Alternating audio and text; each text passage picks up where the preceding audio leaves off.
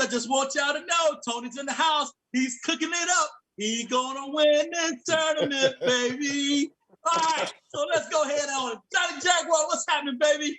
Oh, man, I'm excited, man. I want to see, Big Hen. I had a couple of cookings a couple times. It's all right. Really about Skuta, man. I can't wait to see what he has. A professional in the house, another Midwesterner. It's going to be a great show. What's going on, Big Hen? Is it Christmas time? Merry Christmas? Yeah, it's that time, baby. Super Bowl weekend is here. Kansas City Chiefs, Tampa Bay Buccaneers. You know what it is. But right now, you with JFL Live, baby. We got Dan Skuta up in this thing, man. And we cooking that thing, baby. And you know what time it is. I'm going to introduce, hold on. We going to introduce, he's a chef. He owns restaurants in California, love. It's Dan. Now, Dan, I've been getting your last name wrong all week. They've been getting on me. Let me see. Right? Dan Skuta. Nope. Did I say it? Yeah. Dog, I said it again. Hold on. What am I? Cooler, though. So what am I saying wrong? It's actually, you're pretty close to how they say it in Polish, Skuta, but it's Skuta. Skuta. Okay, y'all, I messed up again. Y'all know I done got concussion. I'm messed up here a little bit, but I'm all right, though. I'm all right. Hey, Dan, introduce yourself, man. Introduce yourself, brother. Hey, guys. I'm Dan Skuta. John, you sound just like all the announcers when I was in Pee Wee. Skuta with another tackle. I'm like, oh man. But it's all right. It's all right. A couple years in the pros, still can't get it all, but that's all good. No, but I'm over here in St. Pete. I actually live right across the bay from Tampa. So yeah, we're celebrating down here. Really excited about the game this weekend, and I'm making some Bread Bowl stuff and some different good Super Bowl treats. Wow, you see, John, he's already put the professional skills on us, the bread bowls. I mean, the nice big dish. Like, he's coming to win today. You already I don't just show up. I mean, I'm coming to win. He showed his food before everybody else. He said, just so y'all know. So Tony, go ahead and tell us what your dishes are for today, or dish. Hey, so I'm taking it back to old school. I'm not using no little fryer, little air fryer and all that mess that y'all doing. Tony G is coming back from the hood. I'm going with some barbecue ribs, some spicy macaroni and cheese. Boy, I'm gonna hit some baked beans with some ground beef in it. And of course, you gotta have some sausage to go down with it. I'm throwing down, and I got a little red wine to go with it. What you got, Johnny Jaguar? Hey, that's the fire truck that come to get your ass when you get through with all that. After you had that damn stroke. Right, I sound like a heart attack. Hey, Johnny Jaguar, what you got, baby? I'm going traditional. I'm going to do a nice hot wing. I'm not using the air fryer today because, I always use the air fryer. So I'm going to show you guys how the cast iron skillet go back to the old days and how I usually cook. So I'm going that, man. Traditional wings, man. Because every Super Bowl has wings. With COVID going on here, you can't be doing, the stuff you dip out and stuff. You put your little wings in your little basket and you're good to go. What about you, Big Hen? What do you got over there? So I'm doing wings too, but I'm using the air fryer. Oh, okay, I see that. Yeah, because my kitchen is occupied. My kitchen is occupied right now.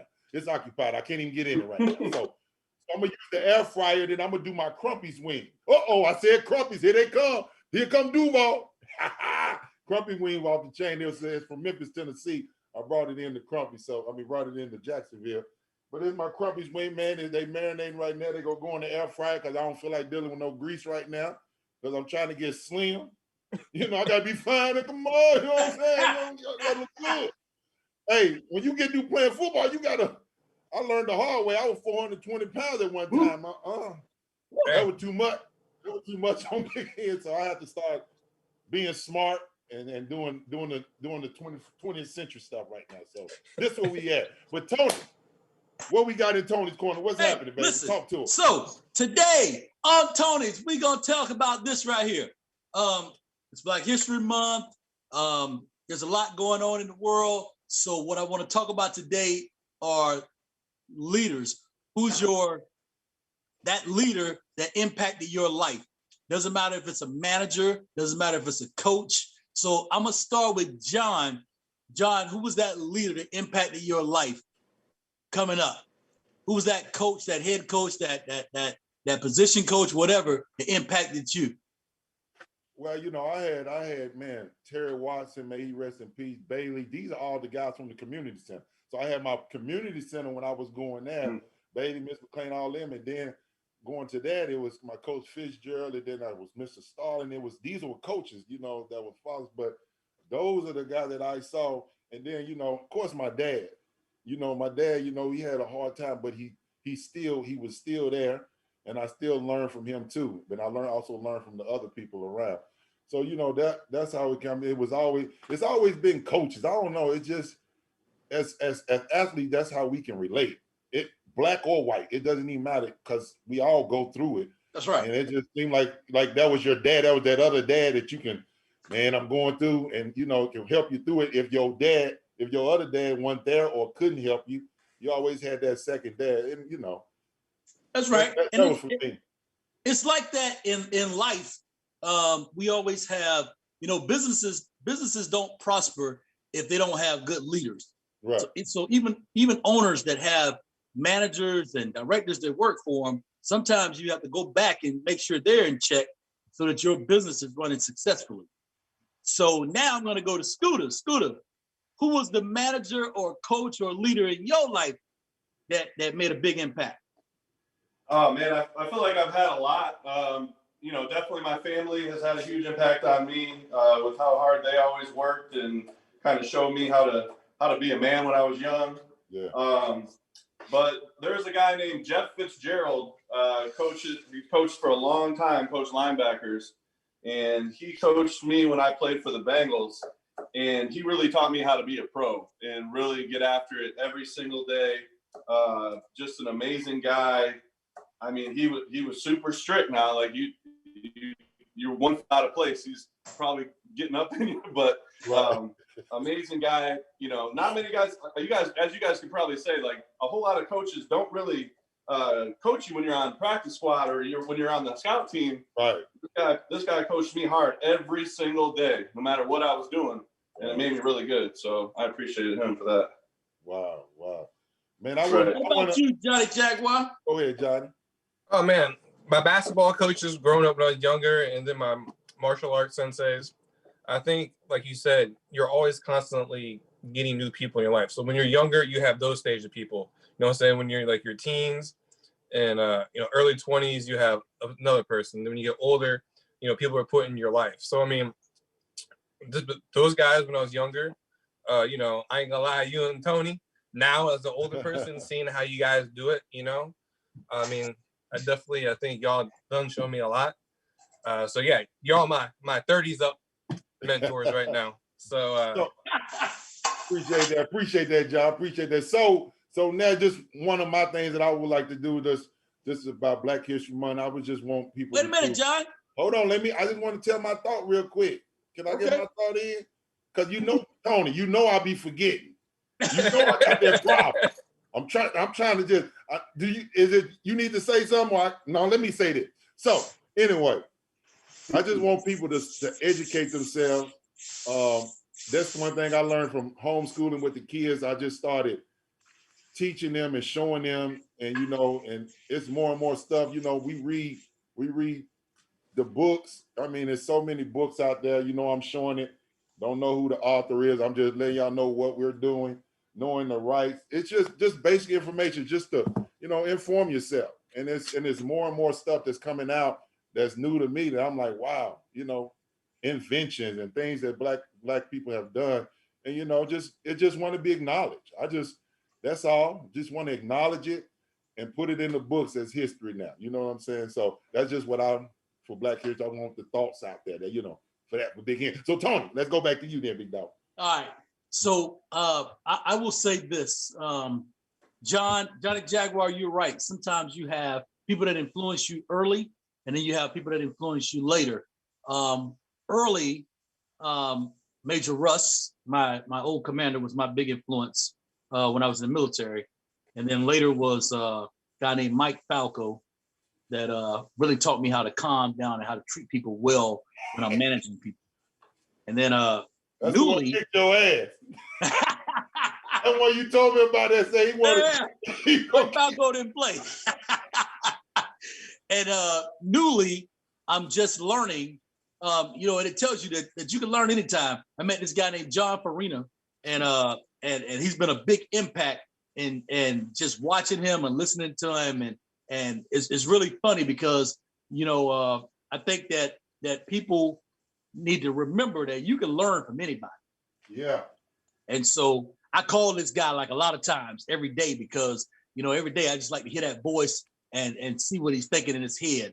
And it's funny because I'm now 50 and I'm still doing it. So it's a big impact when you find somebody that you feel has people's best interests and legitimately gives a damn. And that's what makes a good company. And so like Skuta was talking about, he has his companies. Those are the things that he has to look for when he says, when he walks away, he has to know that he has good leaders that are treating his people right, or there's no more company. Right. All right, that's it for Tony Talk. I think it'd be Let's hard get to into be, some food, baby. Well, I think it'd be hard, like for like Skuta, like how do you manage from so far away, being on the East Coast when your stuff's on the West Coast? Like, how do you manage that kind of thing? You really got to trust and rely on your managers and having good people run the business. And that was a big reason why I got involved with this group in the first place. They did an excellent job. They care about me and the other guys involved. And yeah, that's a huge part of it. You would never want to do anything unless you had people that were trustworthy and good people on the other end. Right. Now, you didn't introduce the dish that you're making. What are you making today? Right. So like I said, we're in Tampa Bay area here. So I went with a little, kind of a little surf and turf action, actually. I'm doing bread bowl crab dip, and I got my little bread bowls all cut out here already. Okay. And I am going to see if I can do this other thing at the same time. It's something I kind of made up, but basically it's like a meatball pizza loaf, basically, that you can dip into marinara. Oh, so, man. Wow. Pretty solid football Sunday dishes. Also probably gained about 10 pounds. Hey, that's all right.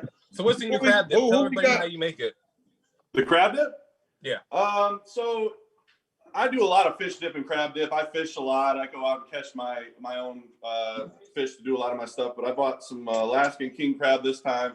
It's all combined in this bowl right here. People they always want to know my recipes because I'm a decent cook. But then when I give it to them, they're usually pretty ticked off because I'm like, well, you throw a little bit of this in there and then like a dash of that. And then, it's kind of all over the place. But I do like, in here I got crab, onion, tomato, cheese, cheddar cheese, cream cheese, mayo, and sour cream. Oh wow! You just made up some stuff. I'll pre-toast these, and then I'll stuff that in there. Put a little crust on top with some like little breadcrumbs, and bam. Man. So is it a cold dip or is it a hot dip? It's however you want to serve it. I like it hot. I definitely like it hot, and I like the bread. So all the bread that you take out of your bowl here, you cut it up into pieces like that, and then you can dip it. So I like the bread to be hot and all that. It's kind of my preference. You could probably eat anyway. Wow. So we got a chef on deck. What's up, chef? How y'all doing, fellas? How y'all doing? Introduce yourself, Mr. Chef. Michael, was it Michael? My bad. Hold on. Big hand got No, you're right. Michael Barnes, is that right? Yes, sir. Yes, sir. Michael Barnes. You ain't no Kent to Khalif Barnes, are you? My boy played Jack. Okay, just checking. No, I'm not. I wish I was. Introduce yourself, Mike. Let the people know what you do, babe. Yeah. So my name's Michael Barnes. Currently residing in Birmingham, Alabama. I'm from here. I moved back here from Gainesville, Florida. That's where I met Lex at. He's the one that brought me on here. One of the reasons we met, or the ways we met, I had a catering and a consulting company down there with my brother. So we got a chance to do a couple of events together, and he got a chance to taste a little bit of what I can do. So yeah, please don't take anything I say to heart or anything like that. I'm always learning just like y'all. Well, I mean, since you got on here, you heard what Dan is doing up, and I'm doing Big John Crumpy. Okay. If you've What's been in to Big John Memphis, Crumpies? You didn't heard tell of us what's in the Crumpy? crumpy sauce. Can you tell us? I can't. Well, I got the ingredients from the man himself, and he give it to me. He don't give me what's in it. He just give me the bag. Man, hey, Dan gave all his That's the ingredients. Come on, franchise. Hen. Keep that secret sauce a secret, baby. I don't blame him. You can't give it away. I don't know what you want. It got some stuff in it. Some stuff in it. That's a good way to describe it. So I'm doing crumpies. That's one because you know, I'm doing just a pregame mix. I'm gonna toss them things. I like got that. you. I got you. But and Super Bowl, I usually, man, we do chili. Just because we're on a health tip. Do fried green tomatoes, fried vegetables, fried carrots. So that's just to give me that taste of friedness, but I got to do the vegetable. But I still got my wings that she can cook. She cooks for me. So, you know, I got to get the weight out, man. That's just the truth. That's just the truth. Hey, you got to sacrifice them. But so I got the wings, John. Tell Chef Mike what you got. You can see it. Got the wings right here. All right. You gotta get this thing. All right. What kind of chicken wings you making, John? So we doing regular ones. So I'm gonna sprinkle in some garlic powder. Then I'm gonna go. This is gonna be the key ingredient: smoked paprika. Oh yeah. So smoked paprika in there. Damn, So I can't go too high, or I'll be in the bathroom all day. drowning them things, man. And then we got the salt. No, man. What do you mean? And you got blood pressure. You can't be doing high that. blood pressure. And now you mix. As you see, I don't got enough in here yet, so I'm gonna have to put some more. You said high blood pressure too. No. Season the taste, baby. Season the taste. Right. I can't handle bland food now. So put a little bit more in here.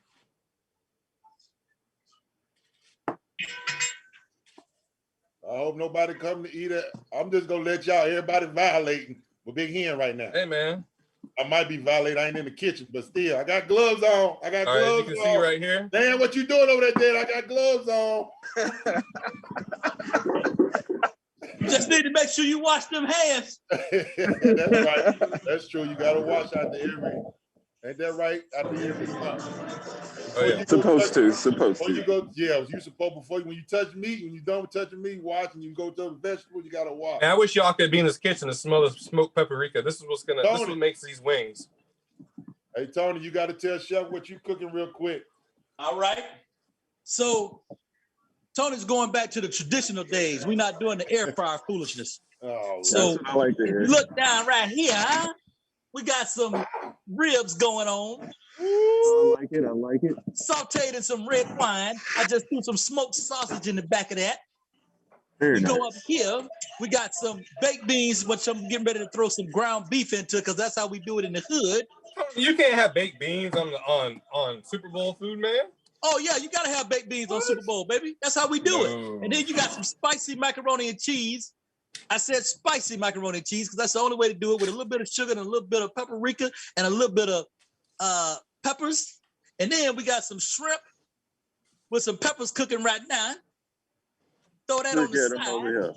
Go ahead. Let me see you flip it one time. It's going on the floor. What you got to do about it? Hey man, so while we here, look, we got to talk a little Jaguar real quick. You know, while y'all cooking and mine doing this thing.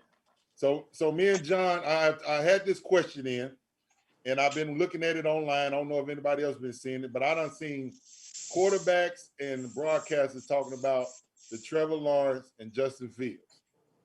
Who's the better quarterback?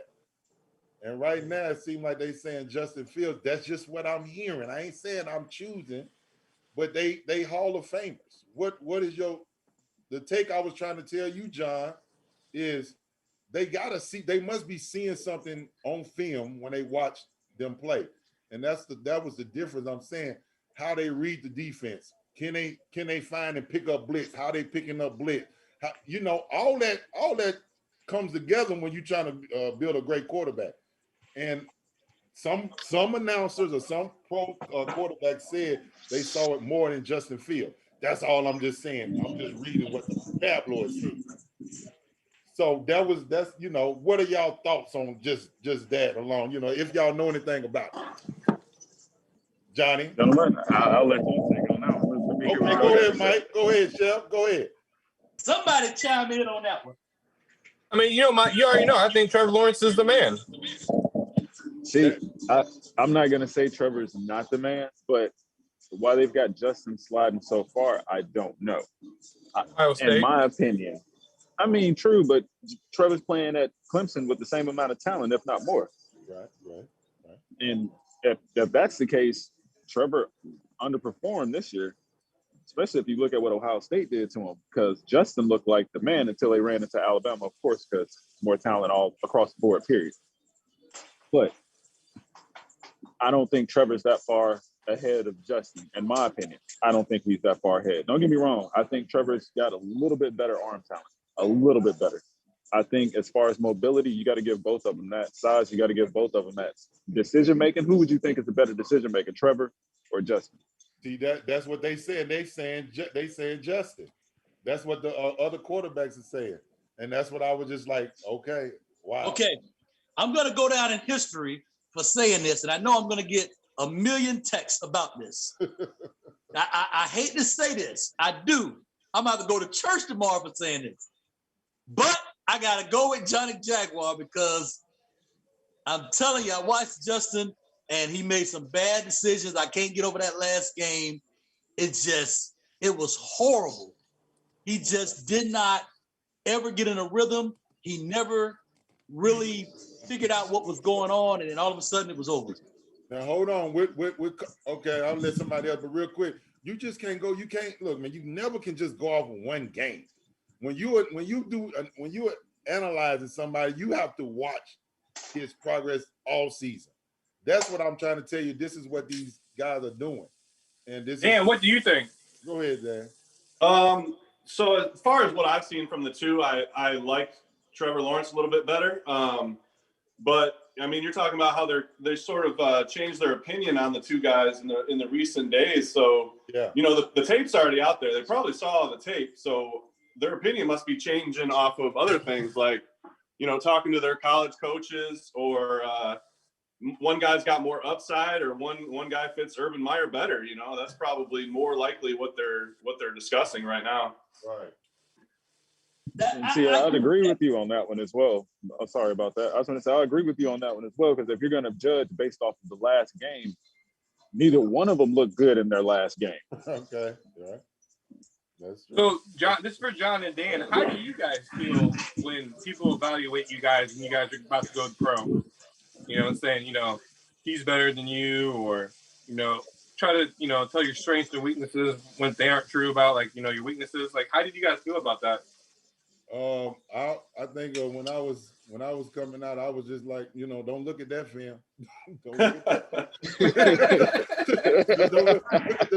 Look at the other 9 or 10. Don't look at them 2. And because listen, you're gonna have a bad game. I'm sorry. Ain't nobody gonna have a bad game out of all them games. It just, my bad game is 2 tackles and that's it. It's all I got. You know what I'm saying? Yeah. I ain't never had no tackles. I'm just saying a low. If it was 2, I had 2 at the low. What about you, Dan? So my whole thing, I was coming out of Grand Valley State Division II. I played 3 technique in college, and I moved to middle linebacker. So most of it was, can this guy switch positions and be all right? And is he going to be athletic enough to play the position? So a lot of it was like them having to like project how I would do at the next level. So, and I was a free agent, so they must not have thought too much of me. Man, Dan, you played 3 technique? I did. That's what I was going to say. That's a huge switch. Oh man. So Grand Valley was a little bit ahead of its time. We put some of our best athletes at 3 technique very early. We had a guy before me named Mike McFadden that played it and did really well. He won 2 oh crap, what's the lineman award? He won 2 years in a row. He won the defensive offensive lineman of the year for D2. And then so I followed suit, and the D2 guards it was stealing candy from a baby. They weren't very good. I'd give them a little shake and they'd fall over. So were you worried at all going to the pros and doing something you haven't really done much? So say it again. I said, so were you worried going to the pros and switching your position much, or did you have that confidence in yourself? For sure.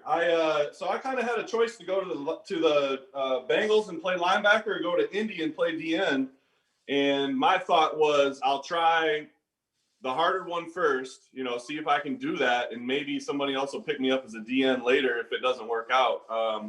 So I was extremely nervous, and I always tell the story about the first day when I'm trying to play linebacker and cover tight ends. Mike Zimmer just screaming above everybody else, all the D2 guys are getting cut today. And I look around and I'm like, well, that's just me. So it was very tough to switch. But then when I got those skills, and like I said, that coach really worked hard with me, it came together a little bit. Oh man. And I was able to use my 3 technique skills to play, use my hands and do all those things, and it made me better at linebacker, really. Yeah, I'd imagine that's a hell of a switch, but hey, you made it work. Yeah, you did. I had to. When I did my pro day, I did linebacker, DN, fullback, and I long snap. What? Multi-facet. He gotta do whatever. Everything. I know. I just got this text. I just got a text, and I'm gonna throw this at Scooter. Somebody just texted me and said, every time we get on the show, we talk about the next level from college to pro. And they said, but nobody ever talks about what that next level means. Tell me, Scooter, what does that mean when you go from college to putting on that pro uniform? Yeah, so Marvin Lewis did a great job of talking to us when we first got into the NFL about basically being a pro and being a man. In college, everything's kind of set for you. They're going to help you along with everything. You're basically just following orders, doing what they say. In the pros, you really have to be very disciplined for yourself, and get yourself there on time, and train in the off season, take care of your body. All these things that were kind of built into the college program, you now had to do on your own. And it's really, I actually really enjoyed that, creating my own workouts and my own rehab stuff and recovery. So a lot of it is like I said, he's always saying, be a pro and take care of your business. And, that really connected for me. Wait, so the NFL teams don't have like a workout regimen? It's all on your own? You have to have your own accountability? No, we do. So the NFL workout regimen, especially during the season, is more of an upkeep, right? Like it's more of like a recovery workout and to try to keep what you already got. The most important time to work out for an NFL player is between mini camp at the end of OTAs and regular camp, and that's all on your own. A lot of people go to trainers and stuff, but you have to be disciplined to get it right at that time. And in my opinion, that's the most important time of the year for an NFL player. Yeah, you right about that. But well, here's a question for you. Go ahead. For all of the,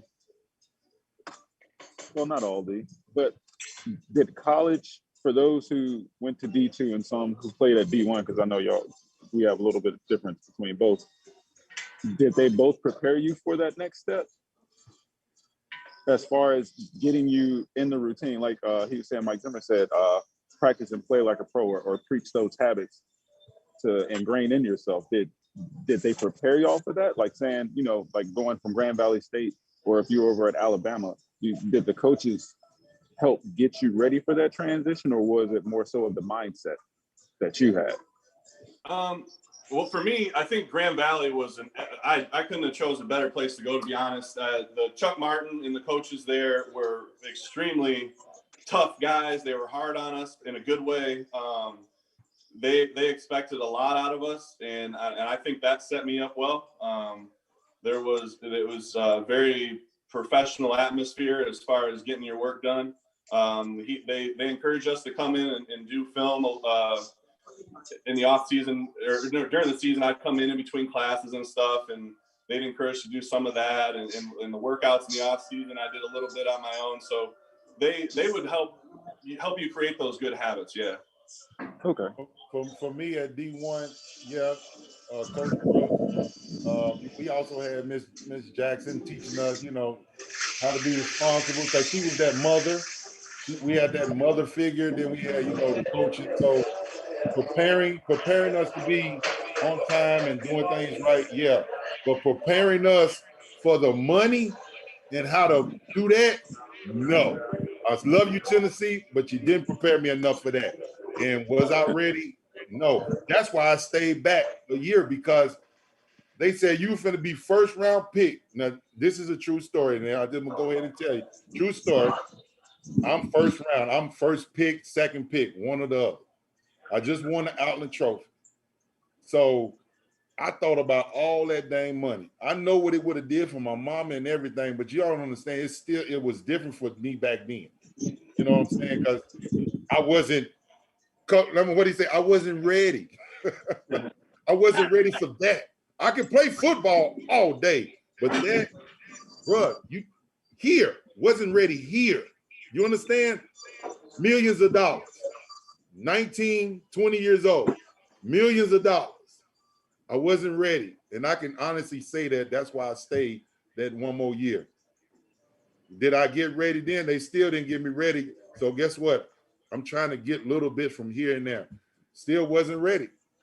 If I knew what I know now, shoot, I probably triple my money. That's just what I think. They prepare you here, but I didn't get prepared there. That's a good point. It's very hard to be prepared for that for anyone. Yes, for anyone. Anybody. But especially an early pick when you're getting a lot of money up front. Man, look here. Look here, and you know what it is. Hey, Chef, how bad am I winning so far? Look like a big bowl of grease, but anyway, go ahead. No. Hey, man, that's a lot of hate right there.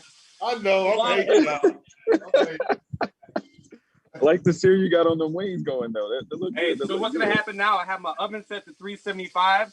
They get put in the oven for 15 minutes, and then I'll do the sauce. Okay. Pre-sear, finish them off in the oven. I like that. Oh, I was gonna ask, the ribs. Did you sear or boil them or anything like that before you put them over in the oven? What did you do? Did you boil them? Boil them? you don't know. Tony, what you do, Tony? Who? You talking to me? Yes, sir. Did you boil them? What'd you do?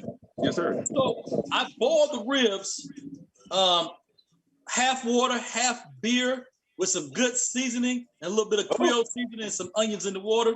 I boil it before I put it in the oven, and then I put a good marinade sauce that I create myself on it as I cook it in the oven.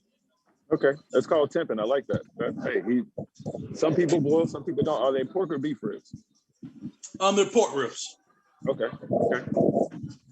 Let me guys ask you this.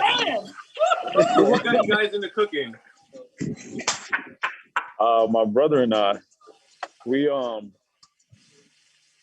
sorry, had somebody stand by to me. We actually didn't grow up with a whole lot, and our grandmother, she actually worked in the cafeteria, and no matter what, she made sure that we all stayed fed, and not just us, but anybody in the neighborhood. Because every Sunday, I can always remember her doing family dinners every Sunday, and I just loved it. And a lot of times, it's kind of frowned upon to go into the kitchen, as a dude and want to go learn, what I'm saying, back in the day, because I'm 36. But, I was intrigued. I'm like, so, what are you doing over here? And she just let us taste little stuff. She'd be baking something like some pie or something like that. Like, you want to give it a little taste? Yeah. Like, Grandma, what's over in there? And, just kind of took it from there. Me and my brother got track scholarships to Waller State. It's a small school here. And, we had aspirations of going to the Olympics. That didn't happen. So, what's the next best thing? You better have a plan B. So Plan B was like, well, we love to eat, and we got a chance to actually help the chef there start the culinary program there. And he saw it in us. He was like, I don't see y'all just, being institutions, but, wanting to go, teach. I see y'all as being, travelers, wanting to keep learning. And, y'all are very, very good people person. So, I just see y'all doing a lot more. So he started creating events for us to go do. And there was a lot of events that we got a chance to go do. I remember one specific one. We got a chance to do a luncheon for Dick Cheney. And the people that they had catering it, they were not prepared for it at all. So we walk in and we see this big setup. It's for 500 people. And he's like, all right, y'all, we're going to sit back and we're just going to watch until they ask us, for some help. And right off the bat, they're drowning. Like they can't get the plates out fast enough. They can't get a plate fast enough. If they can't do anything right now, they just drowning. So our chef walks over to him. He's like, hey, would y'all like some help? They're like, oh my God, we thought y'all never asked. It's like, all right. So when y'all left the back, y'all go ahead and start plating. You're gonna keep the plates clean, push them up to the front. We got, cheerleaders with us. We got the whole culinary staff with us. Next thing you know, we rocking and rolling. Everything's going out. Amazing. And by the end of it, they thanked us so much. And actually Dick Cheney, he wrote a whole letter to the school and for us a recommendation letter saying how good of a job we did. We're like, all right, so we got something here, we might as well go ahead and follow through with this. So that's what got us over in there. Wow. Hey, Dan, Dan, what you doing over there? I see some stuff going on. Dan, you got it quiet. I'm getting busy. I got my meatballs going on to my pizza dough. Yes, sir. So how do you make the meatballs? They're venison. So it's venison, 1 egg, some breadcrumbs, and some Italian spices. Okay. We actually got measurements this time, not a dash this and a hint of this. Yeah, that was the best I could do. So sometimes it works out like that. So who got you into cooking, Dan? My dad did a lot of the cooking around our house. He's a big outdoorsman too, so we were always eating, different kinds of meat and fish, and a lot of fish, really, a lot of fried fish. So I kind of learned from him, and then really loved it. Cooked random stuff for my mom that was just disgusting for a long time, but I love to cook, and she ate it and put a smile on her face and probably spit it out after.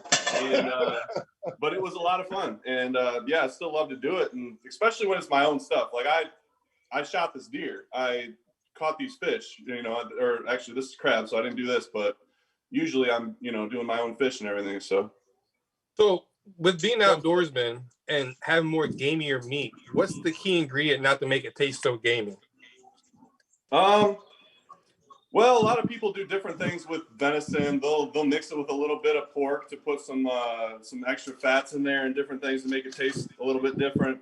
I really enjoy venison how it is. And I'm gonna put it in some dough with some mozzarella cheese and some sauce. So really that'll blend it a little bit. And then for me with the fish, I mean, if you're up north catching some fish, it can be very strong. But down here in Florida, we got amazing fish to cook with, and it's so good that the flavors are just amazing. Anyway, I remember one time we duck hunted and we got some. The regular duck. I don't know what they're called anymore, but it was mallard. Gamey. Yeah, mallard. It was super gamey. I was just like, ugh. Yeah. I mean, you got to have a taste for it sometimes. I don't know. What do you say, Chef? I got a question. Go ahead. What you say? Ask what you said, Chef. Oh no, he's right. I mean, it's just depending on your preference and your taste. If it's palatable for you and you had it, multiple times and/or just open to trying. Because the taste is going to be off on some things. Like you're saying with venison, like some people don't like it because it's so gamey. Like you're saying duck or quail or something like that. Sometimes it's just super gamey, or deer. And plus it's depending on if you want to brine it beforehand, if you want to let it marinate, try to take some of that gaminess off of it. Like it's just depending on what you want to do, and it's depending on your taste for it. So yeah, like you're saying, it's if you can handle it or not. Okay, now I got this question because I don't know what y'all was talking about, but that's okay. I guess y'all were talking about the taste. Yeah, gamey food, man. How does that taste? That bitterness, that I can't explain it. It's almost like if most wild animals, especially like deer or something like that, they eat nothing but grass and they just graze all day. So sometimes they're gonna have a little bit earthier taste to it, I guess you would call it gamey. Okay. So ask me this: why when people cook or chefs cook, why they always drinking wine or drinking? What's the secret of that? What is that? Wino. I'm just saying, is it something or it's just what it is? Because hell, that's why I do it. When I cook something, I drink wine or just drink on the side. I just thought it was some tradition thing or something. So that was just. I mean, I won't say it's a tradition because, like, if you're watching some of the reality shows or something like that, you know what I'm saying? You don't see any of those chefs drinking or anything like that. But no, like, it's just a preference. Like, I'll drink a beer or something like that. Like, you know, like if you're at a barbecue or you're barbecuing or something like that, you want, you know what I'm saying, have a cold beverage on the side or something like that. Or, you know, if I'm in the back, you know, making some pasta or something like that, I'm about to use some white wine over here. Might as well pour myself a glass too. There it is. Okay, that's what it is. See, I thought it's a little something. The best part about being a chef is snacking the whole way.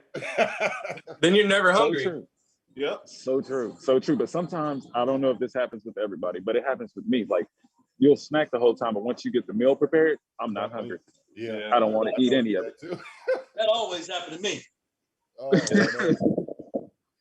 So let me ask you guys this. So, you know, a lot of fans like ourselves, you know, we have a lot of people over, you know, we make our own food. What's it like when you guys are in the league? Like, what's an NFL player Super Bowl like? Like, what did you guys do when you guys were playing and having parties and stuff? Like, what's it like? I had in my younger days, I was partying. I partied around the city. I had parties. For the Super Bowl? So you hosted them, or did you go to them? No, I hosted it at the house. One Super Bowl, let me tell you what I did. I'm going to give you a Super Bowl story real quick. Super Bowl in Jacksonville.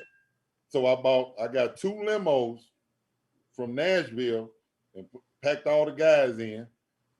They stayed with me. The limo driver stayed with me. They stayed with me. So the house was swamped. So we had everybody laying all over the place. And that's what we did. I had those limos just drive us all over the place, man. Hey, it was the best. Even though they said we didn't host well, it still was a great Super Bowl in my eyes. But we went to the Playboy party, all over the place, man. It was everywhere. I actually did a signing on a yacht. You know, they brought the yachts in Jacksonville, so they were lined up, bro. It ain't like cons. They weren't like cons, but they were pretty nice, man. So that was my Super Bowl party thing that I did here, man. So that's probably one of the biggest one I did. I spent about $30,000 of that. What? I spent about $30,000. He had to say what? Damn, for one night? The limos alone was 10. Then you had to pay the drivers. Then all the liquor and food. My boy cooked his butt off. We bought like $5,000 worth of meat. Oh my God. Cause we had the party come out. Guess where everybody came out? Man, my little bit old. It wasn't little bit. It was a $4,000 square foot home. There you go. Now let's keep it real. Because when you say little, I'm thinking 1,000 foot. It was 4,000. I had over 100 people in it. I had no backyard. It was just a pool. I'm sure your neighbors loved you too. So,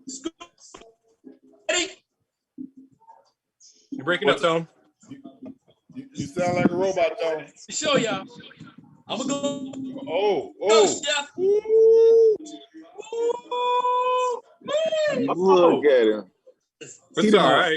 Come on, you need to put it a little closer. I need to see how the meat look. Right? Mixed with some beef. It looks undercooked. Spicy macaroni and cheese. I got coleslaw underlaid for my sausage and my shrimp and peppers, covered by that beautiful big rib boy out the van. So Tony, does your rib? Do you cook it all the way, or you got red in it? Which one? No, I cook it all the way, because once you boil it in that beer, you're good. It's a real nice tender taste to it. So my question, I got a question, chefs. What's up with the red, man? I cannot stand that. I love it. I might as well eat it raw. when they just want a little red, and some people want a lot of red, and I used to see that, man. Woo! See, I'm a Man, fan of medium rare to medium. That's what you call red. A little bit of blood or a lot. It's just, like we always say, it's just depending on your preference. Like, I don't want the flavor cooked out of it. Like, anything that's going to be cooked medium well or well done, I probably won't eat it. Yeah. So the blood is flavor. Yes. It's just Yes. really? Are you yo? Now, why you I'm turn not your even nose joking. up, man?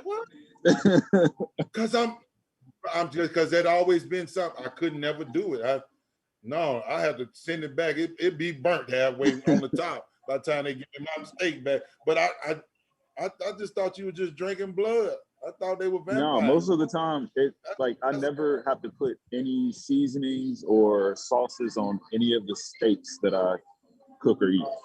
Most of the time, because like I said, I don't want to take any of the flavoring away from the meat that I'm eating. Wow.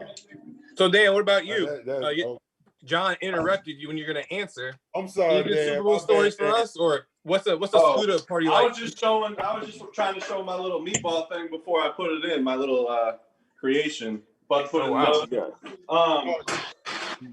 I like it rare too. I mean, I think it's kind of wasting the meat if you overcook it. I mean, depending on what you're cooking, I'm like ribs. Obviously, I'd cook a little bit more and other things, but a good steak definitely needs to be like medium rare, medium. You don't want the John Henderson taste like shoe leather because it's been burnt so bad? It's not for me. I like that flavor of the meat, and maybe I'm just a carnivore like that, but I agree. I agree. Hey, so no, I can't eat it no more because that gout is kicking my behind. So yeah. Nope. You do not want gout. What is that? It's worse than a break. It's worse than a sprain. It's look, the sheets can't even touch your toe. What? Yes. It will. If the sheets of the cover sit on your toe, you will be crying like a baby. Real talk. Anybody you know, hey, that's why I had to give up. Man, I went to Prime 112, man. Woo, man, make you want to smack your mama. Man, I got the big one. You know, I'm telling your mama on you. Yeah, I know I love her. She ain't know I ain't gonna come and smack her. I love her to death. That's my baby. I need to get to John. What do you putting your wings in? Well, I know Dan was on the show, and I know he likes about presentation, so I'm going on these to try to win this competition because it's all about presentation. You can have a nice looking meal, but if it ain't done right, you ain't getting no likes, you ain't getting no one to eat it. So I'm doing a little dish like that, Hen. Okay, right. Especially since I can't taste it, I was going to say, yeah, let me see them plate presentations. It's all about that. Already did mine. Right. So with the Super Bowl being in your backyard, Skuta, who do you got winning? Kansas City or Tampa? Well, I might get mobbed if I said Kansas City around here, but I can't lie. I like that speed. I think watching the Packers in Tampa, they got behind them a few times that I don't think the Kansas City is going to miss those. So I think it's going to be tough, but it's hard to bet against Tom Brady, especially in this when it's my hometown or. Man, you ain't lying. Where I live. So you're saying Tampa? Do I got Skuta for Tampa? Yeah, I'll go Tampa. Big Hen. What about you? I'm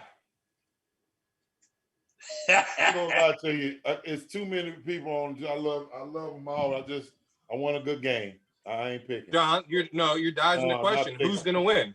I'm not picking. Goat. I'm not picking.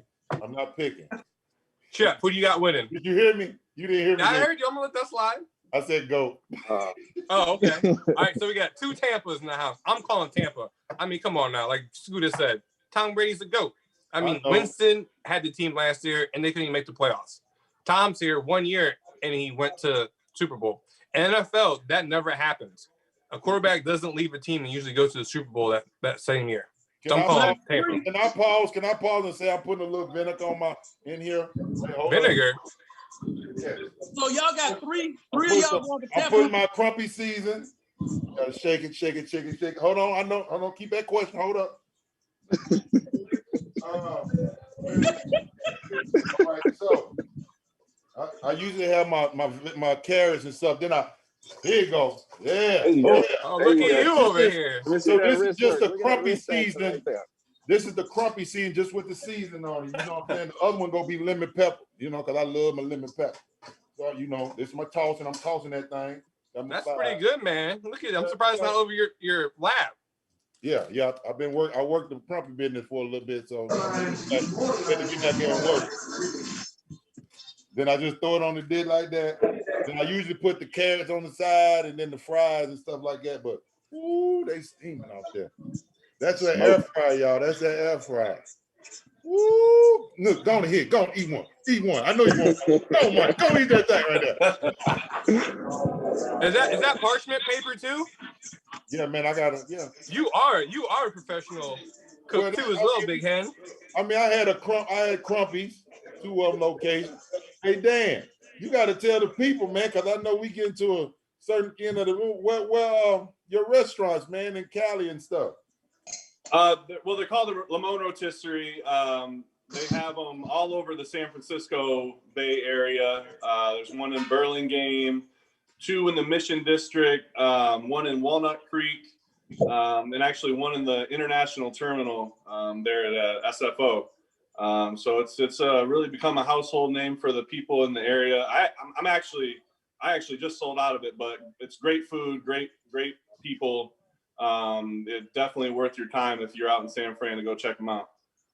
So, you know, with COVID being happening and stuff, what was it like, you know, still owning with COVID? How has it changed, you think, the restaurant industry and going further, you think? How's it going to affect? Yeah, I mean, it's been very hard on the restaurant industry. There's been not a whole lot of love for them lately. But you know, it's made people adapt, people had to really do well with their takeout. And you know, they had to let a lot of people go. So I'm hoping it all comes back soon so everyone can hire back their people and get everybody back to work. Yeah, man. All right, so the wings just got out the oven, so y'all can see. Hopefully my phone doesn't fall in it. So we got that. So it's time to sauce them. Sauce you putting on there? Chef, how's that looking? That's fire, huh? Yeah. I can't That's see what it. I'm saying from y'all right now. Hold on. Oh, you want to see, Tone? You want to see? There we go. There we go. Yeah, buddy. Now, are you gonna use the drippings or are you just? I'm gonna put 2 tablespoons of that, but I'm making my own sauce here. So, Okay. you know, I do this for the Instagram. So I'm an Instagram professional over here. I'm surprised all y'all learned it. So I got my bowl with some butter in it because it's gonna be real easy. Butter and red hot Franks, and that's the sauce. That simple. I try to make food that's simple for people to eat. You know, when you watch like Gordon Ramsay and stuff, that stuff's so complicated and so hard to make, unrealistic. You know. I just want Chef to see this one so I can have mine out the way. Okay, One is. hey, let me know if it's too loud, y'all. I don't know if y'all can y'all hear all the chatter in the background. Please let me know if it's too loud. Oh no, it's okay. So one is lemon pepper and one is crumpy season. Big Hens, Big John's crumpies. It's gone. Yes, it's the business gone, but the chicken's still here. Ooh, hold on. I love it. I gotta try this. That's what I say. Go ahead. Oh, there it is. Oh, there it is. My bad. We still on the show. If you're speechless, that tells the world what it is right there. Too good to talk. Let's see right here. We tossing. I ain't flicking like John. So I just let the butter melt. Get this red hot going. And then I got for garnish, because I told you, Chef, I'm gonna win this thing. I got some green onions on mine to finish it off. All right. So you put them green onions on top of it? Yeah, man. This is like a 5-star wings. This ain't just a basic, you know. Oh. You know, this is a 5-star. I don't know. Big John might be getting y'all with that glass of wine over there. He doing it like a real chef. I'm telling you. Hey, Tony just looking at his wine. Look, he's just on the shelf.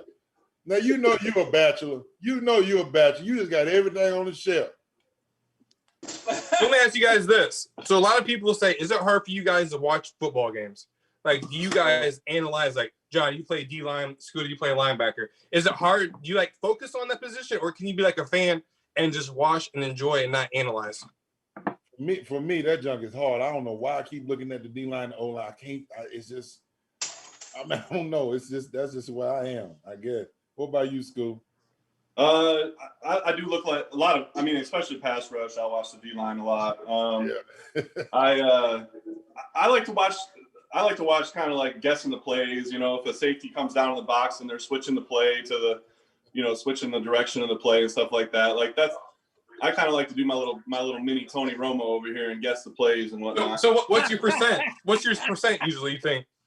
I mean, honestly, it's not that hard. Like, if a safety comes down in the box and they check it, it's, you know, it's going to be a run the opposite way. Like, stuff like that is like universal in the NFL. That's why it was so, you know, sometimes easy. Or, you know, you can tell if they're checking run or pass or, you know, making little movements. You can tell by the quarterback who he's looking at. I got a good tip for you. Pay attention to the depth of the running back. Yes. If he's 7 yards deep, it's a run. If it's 5 or under, it's a pass. Yeah. And sometimes that's what we're gonna do. I'm gonna have a Skuta calculation, play, and I'm gonna count every time. There you go. And sometimes when they check a play, Frank Gore was really good at this. He would pretend he couldn't hear the quarterback and step up 2 yards so that he could pick up his pass block. And he was like, he didn't want to show you that he was stepping up. You know what I mean? He would like pretend he couldn't hear the quarterback, step up 2 yards, and now he's ready for his pass block. Hey, guess who was good at that too, Dan? Who's that? Pittsburgh, Troy. Jerome Bennis? Oh, no, Troy. Troy would come all the way to the line. It seemed like he'll go all the way back. And man, when he plant, Brent, he go from here to there and so fast. Y'all ever seen him do that? Right? Yeah, he was good at that, man. I used to watch him just on that, and you don't know if he blitzing or coming. Right. Hey, Chef, look at that. That's game over. Okay. Look at that presentation over that there. ain't got nothing on my presentation. Man, you know you went out there and bought that damn plate. I know, right? Just for the day. How much time is left? Because my pizza's still cooking. Hold on 1 second, Joe. Go ahead, Chef. How much time you need? How are y'all doing? How much more time you need? 5 minutes. That's fine, yeah. We all right. We all right. People, y'all got to see Dan's. We can't go nowhere until you see this food. and Chef has to judge. So I mean that's the key ingredient. So y'all got to stay with us another 10, 15 minutes. So JFL Live, we still in the building. 2 o'clock. Yes, we know it's 2 o'clock. Mr. 2 o'clock person that's keep telling me it's 2 o'clock, and we gonna keep this thing going. Man, I'm gonna drink my wine. I need my topic. What we got, John? Come on, let's go, baby. We waiting on the food, baby. The judging. Let me see what y'all got, because I'm telling you, mine was superb. Very so. Tony.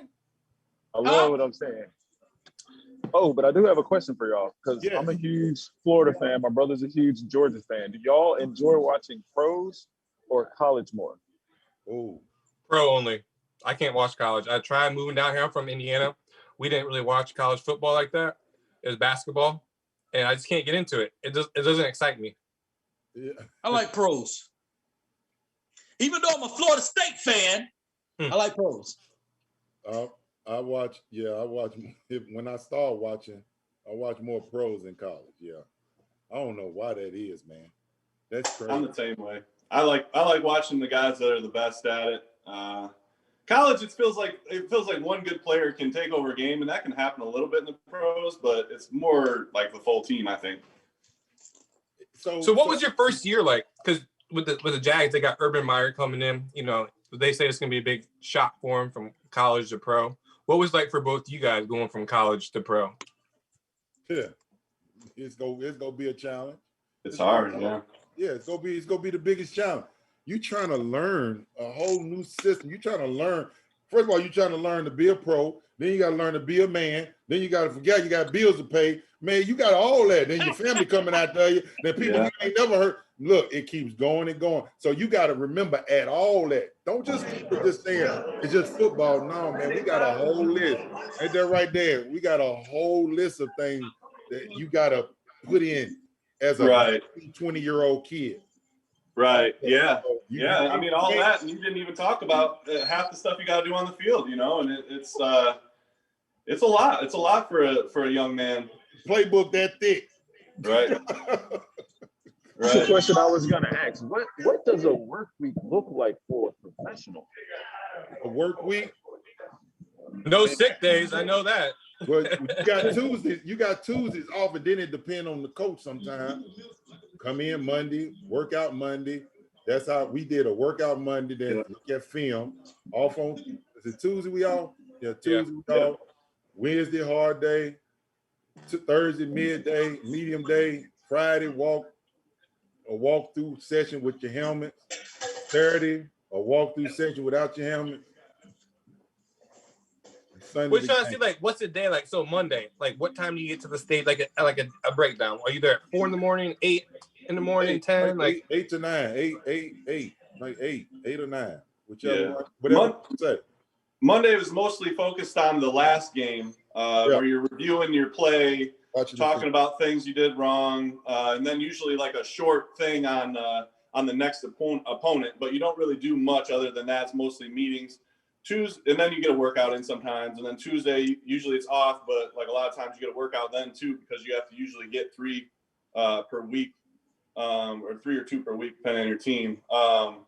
And then like Wednesday is, besides that, we're a 9 to 5 type working people. I mean, we're in there at 7, sometimes 6 on a Wednesday. Yep. And you got special teams meeting, then you got team meeting, defensive meeting, then your position group meeting, then a walkthrough, then you got to look at the walkthrough, then you got to go out, then you go to lunch, then you got to go to the practice, then you watch the practice, and a lot more meeting time than people ever understand. Then you got to do the media.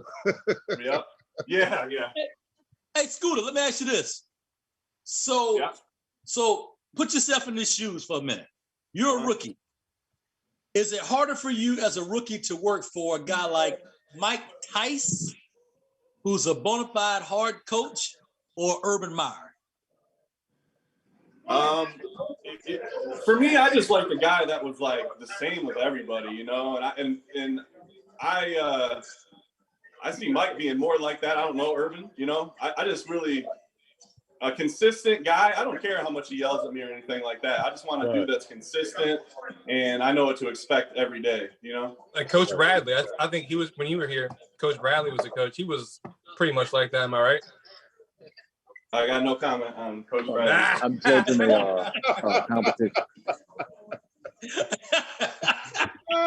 Oh, y'all crazy. You sound like Big John now. What? Hey, no, you know, I told you about Jack. I told you Jack was good at first.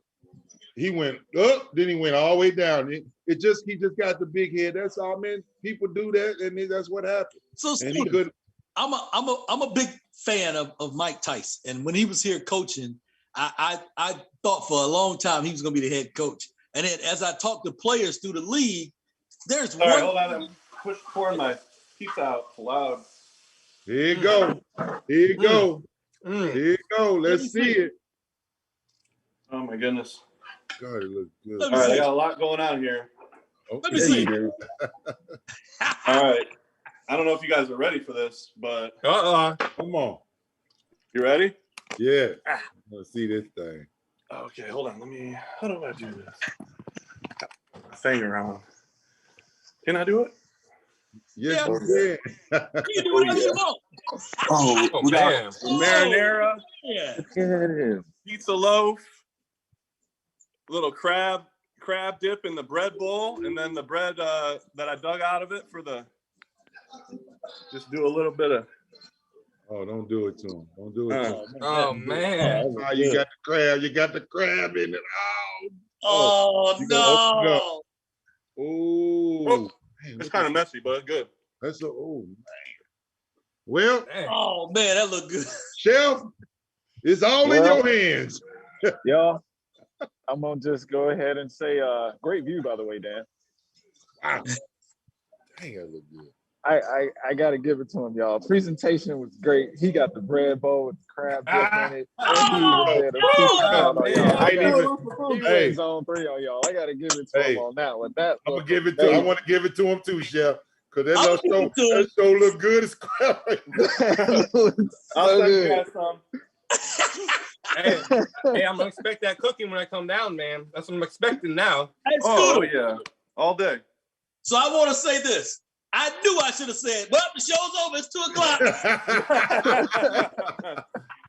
Hey man, I'll just thank y'all for being on the show. Thank you, Skuta. Thank you, Mike, man. We appreciate it. It was a fun time. But we finna get up out of here. The big winner, man, Dan Skuta, man. Hey, Jacksonville, JFL. Oh, I'm sorry. I'm just a little bit. I'm feeling myself right now. Can't even get my words out. But y'all, we up out of here. Duval, you know what it is. And I got to do it real quick. Come on. We up out of here. You know what time? Yeah, it's it. Yeah, we out of here. JFL Live, baby. Thanks for tuning in. Super Bowl weekend. Let's go. Go Bucks. All right, y'all. Oh, and by the way, I picked the Chiefs. Oh, You picked the Chiefs. I picked the Chiefs too. Oh, you picked